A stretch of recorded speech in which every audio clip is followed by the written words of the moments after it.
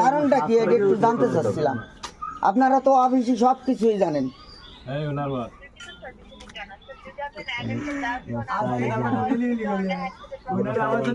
হ্যাঁ দেখছি আসে না, অন্য মোবাইলে ভরে দেখছি আসে না। আরে ওই নেও ভালো না। হ্যাঁ সিম কোনো ড্যামেজ নাই, সিম হলে এই যে গতবার উঠানো এই আর নতুন চকচকে সিম, আর খুলিও নাই ইয়রি নেই, একবারে ডাইরেক্ট শীতে বন্ধ হয়ে গেছে, মানে কোনো খোলা ভরা হয়নি, ঠেলা ঠেলি হয়নি, যে ভাঙ্গি গেছে ইয়ে গেছে।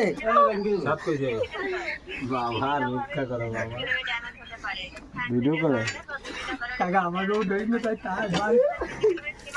না আপনারা ওই ওই এই বিলাং সিম গুলো ছাড়িয়া আপনারা এইগুলো ছাড়িয়ে আপনারা এই ইনকামের ভর ধরছেন নাকি? যে ওই ওই উঠতে গেলে তো আরো মনে করো আরো 300-400 টাকা লাগে এখন উঠতে গেলে। আপনারা অফিসে বসে গপা গপ খালি মেসেজ দেন আর দেন, দেখেন 400-500 টাকা লাগে উঠতি।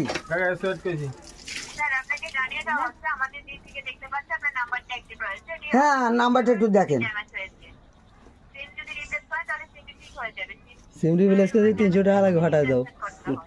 এই যে ওই 30 করলে তো এই যে 300-400 টাকা লাগবে এখন এই যে উঠতে গেলে। তাই নেট হয় না কেন? ড্যামেজ করা হয় না, আবার ওইতে নেট বন্ধুরি দেন, আবার এদের নেট পায় না।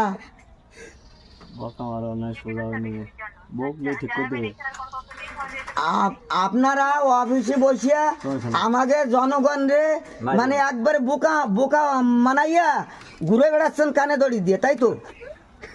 আমরা এই যে বারবার এই যে এত সিম নষ্ট এভাবে হচ্ছে কেন? একটা দুটো না তো বহুত এরকম পাওয়া যাচ্ছে, হঠাৎ সিম নেট পাচ্ছে না।